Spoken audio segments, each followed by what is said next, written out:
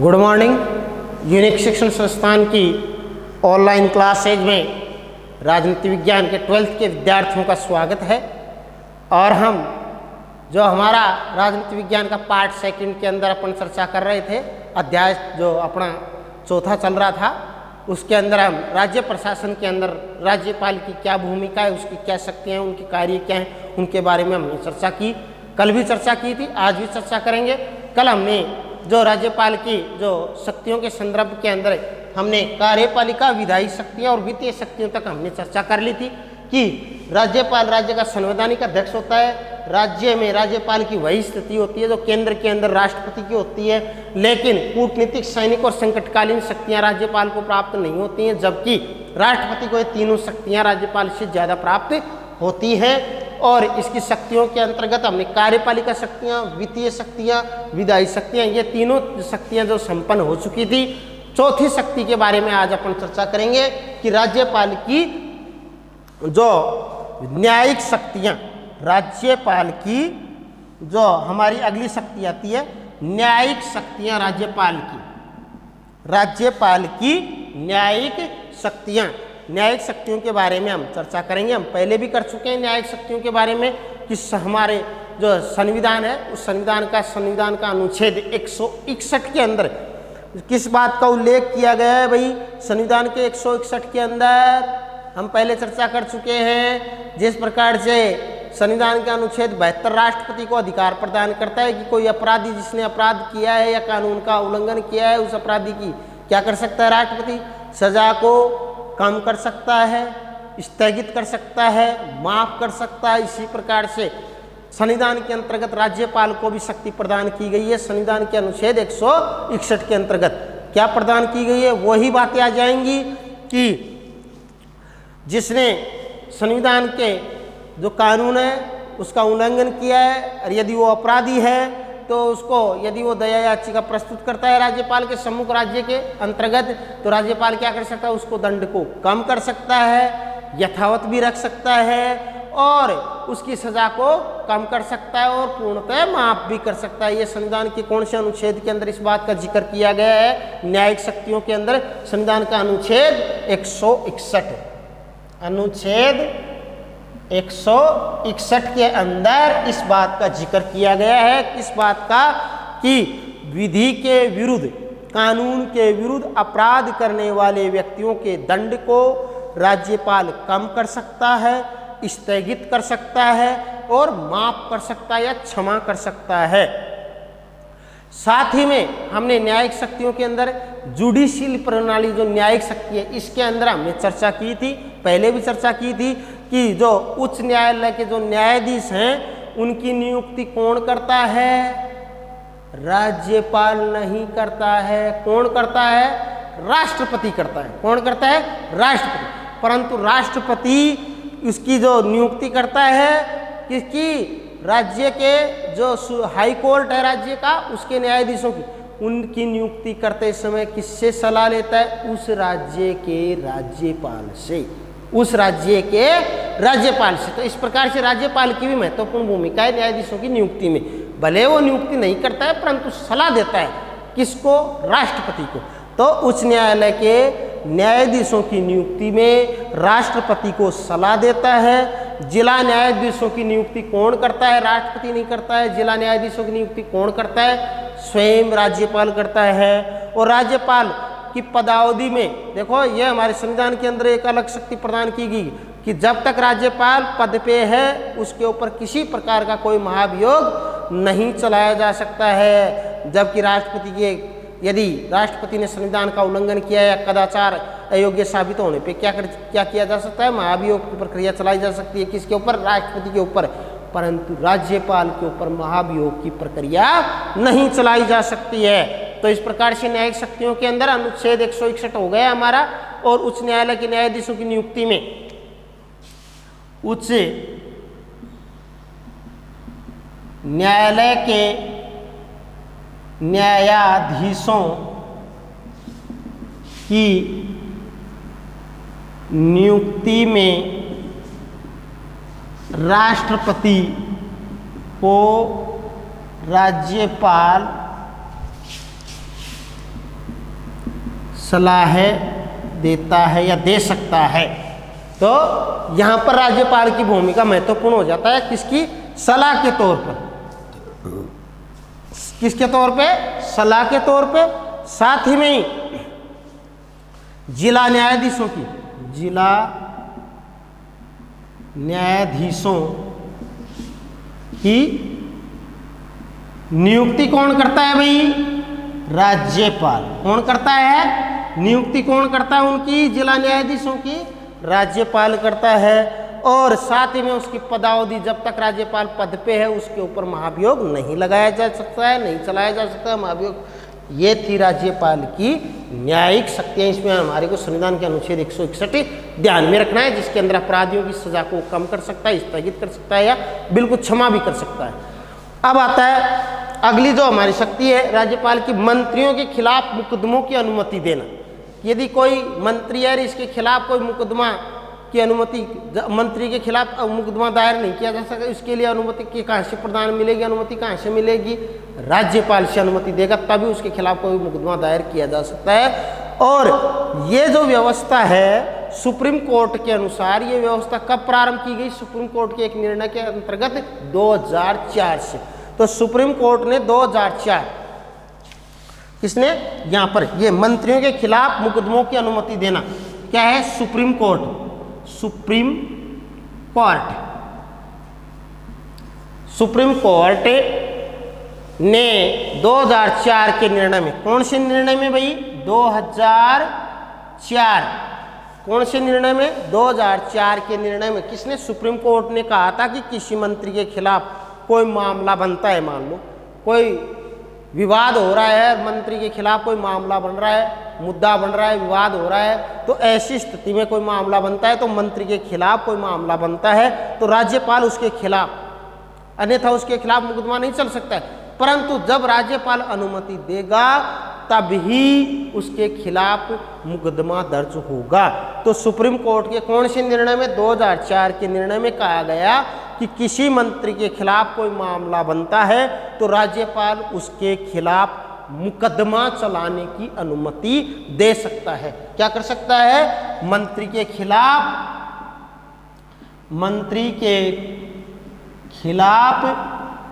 मुकदमा चलाने की अनुमति राज्यपाल दे सकता है। जब राज्यपाल अनुमति देगा तभी उसके खिलाफ मुकदमा चलेगा। ये व्यवस्था सुप्रीम कोर्ट के कौन से निर्णय में? 2004 के निर्णय में इस व्यवस्था का उल्लेख किया गया है।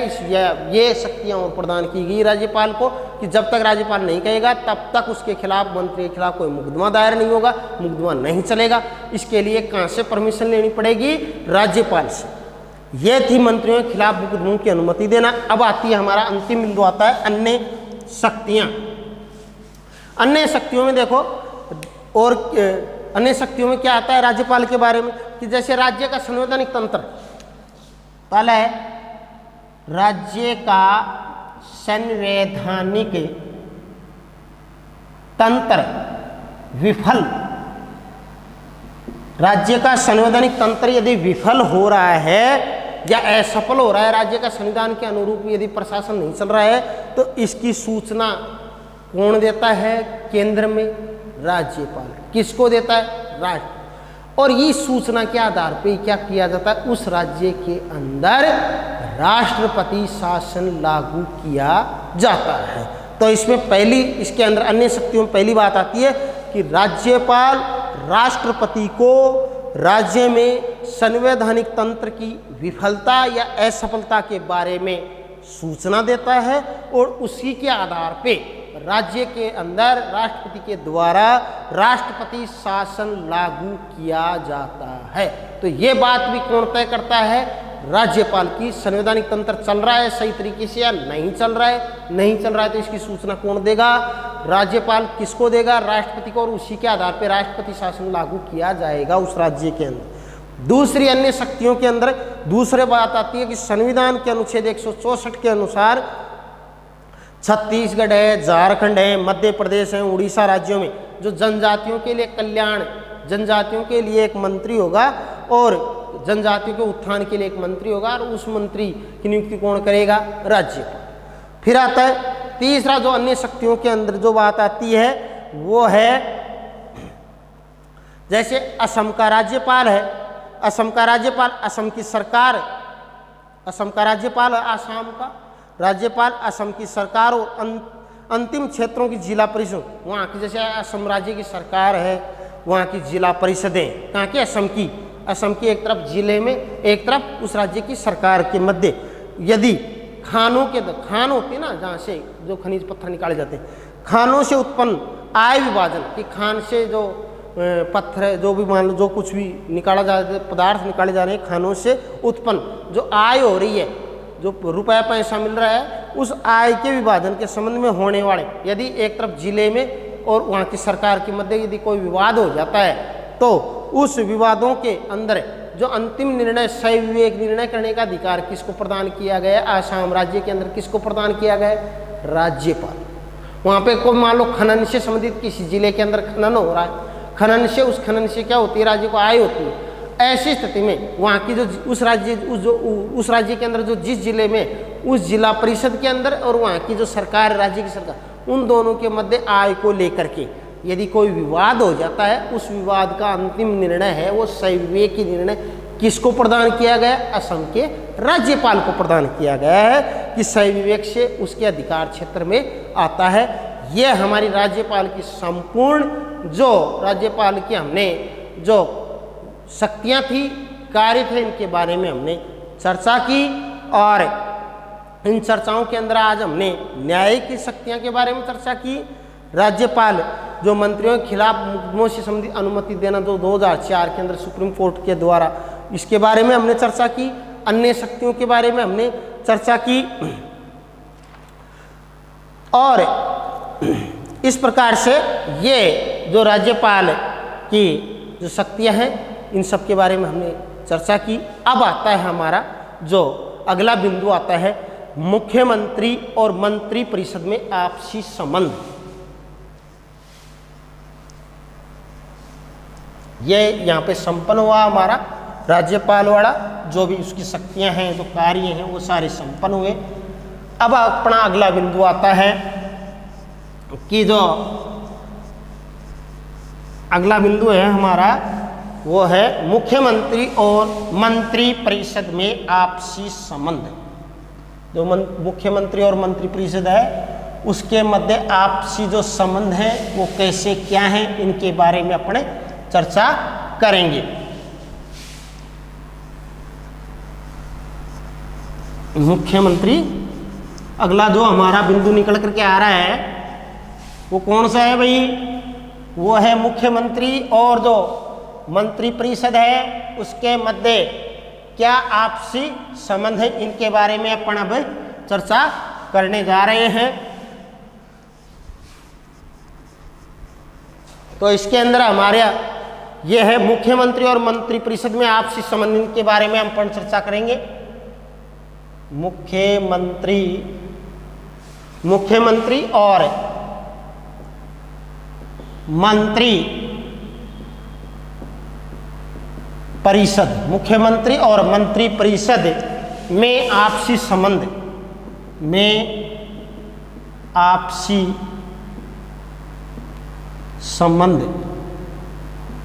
कि मुख्यमंत्री और मंत्री परिषद में आपसी क्या संबंध होते हैं, किस प्रकार से जुड़े हुए रहते हैं। मुख्यमंत्री राज्य का क्या होता है भाई? वास्तविक कार्यपालक होता है। वास्तविक कार्यपालक, नाम मात्र का कार्यपालक। नाम मात्र का होता है राज्यपाल, वास्तविक होता है मुख्यमंत्री और उसकी मंत्री परिषद, ये होते हैं वास्तविक। तो देखो मुख्यमंत्री राज्य का वास्तविक कार्यपालिक होता है जबकि संवैधानिक कार्यपालिक या नाम मात्र का संवैधानिक कार्यपालिक कौन होता है? राज्यपाल होता है। मुख्यमंत्री की नियुक्ति कौन करता है? राज्यपाल। कौन करता है भाई मुख्यमंत्री की नियुक्ति? मुख्यमंत्री की नियुक्ति कौन करता है? राज्यपाल। और अन्य मंत्रियों की भी नियुक्ति कौन करता है? राज्यपाल। किसकी सलाह से? मुख्यमंत्री की सलाह से।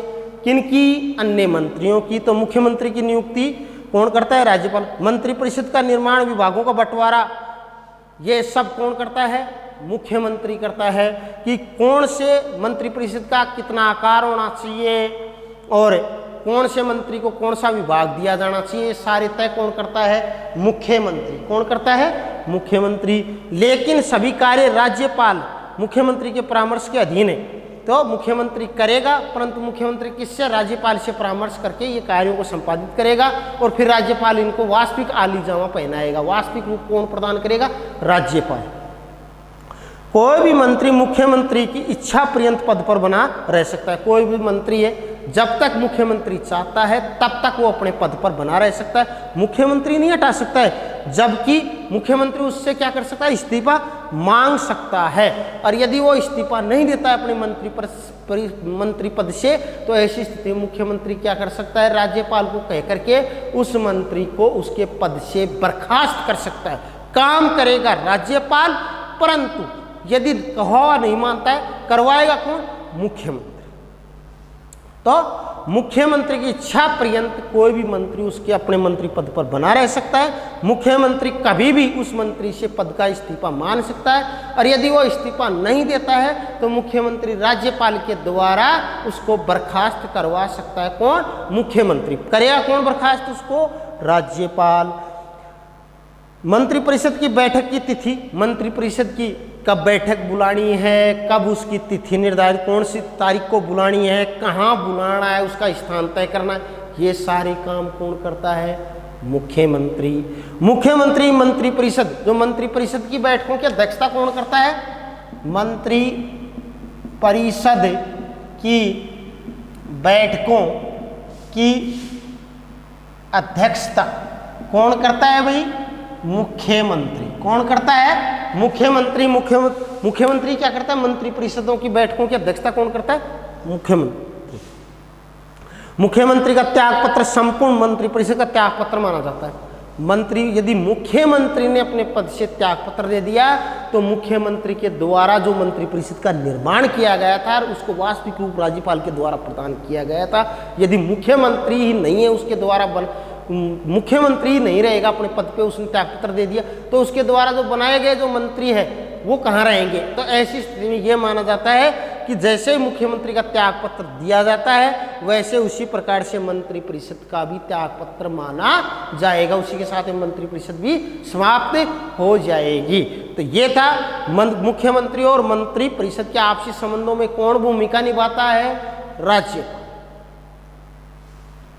कौन भूमिका निभाता है भाई? राज्यपाल। दोबारा एक बार मैं आपसे, मुख्यमंत्री राज्य का वास्तविक कार्यपालक होता है, जबकि संवैधानिक कार्यपालक होता है या नाममात्र का कार्यपालक होता है राज्यपाल। काम राज्यपाल करेगा सारे के सारे, वास्तव में उन कामों को आलीजामा कौन पहनाएगा? मुख्यमंत्री। मुख्यमंत्री की नियुक्ति राज्यपाल करता है। साथ में जो मंत्रिपरिषद का निर्माण, विभाग मंत्रिपरिषद का निर्माण करना, कौन से मंत्री को कौन सा विभाग देना, ये सारा चिट्ठा कौन तैयार करता है? मुख्यमंत्री। परंतु ये चिट्ठी, इस सूची को कहाँ भेजा जाता है? राज्यपाल। राज्यपाल क्या करता है? इस सूची को वास्तविक रूप प्रदान करता है और उनको शपथ जो भी करवा देता है, मंत्रियों को उनके पद पर नियुक्त कर देता है। लेकिन सभी कार्य क्या है? राज्यपाल मुख्यमंत्री के परामर्श से करेगा। कोई भी मंत्री तब तक ही मुख्यमंत्री पद पे बना रह सकता है जब तक मुख्यमंत्री चाहे।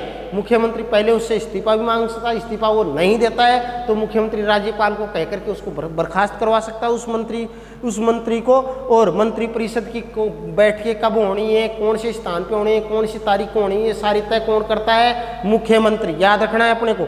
और मुख्यमंत्री मंत्री परिषदों की बैठकों की अध्यक्षता कौन करता है? मुख्यमंत्री करता है। और मुख्यमंत्री जैसे अपना त्यागपत्र देगा वैसे ही संपूर्ण जो मंत्री परिषद है उसका त्यागपत्र समझा जाएगा। इस प्रकार से हमने मंत्री परिषद और मुख्यमंत्री और मंत्री परिषद के आपसी एक दूसरे संबंध जुड़े हुए हैं, इन सब के बारे में हमने चर्चा की। और कल हम जो चर्चा करेंगे मुख्यमंत्री और राज्यपाल के मध्य क्या संबंध है, इनके बारे में हम कल चर्चा करेंगे कि राज्यपाल और मुख्यमंत्री एक दूसरे से कैसे संबंधित है। धन्यवाद। कल चर्चा।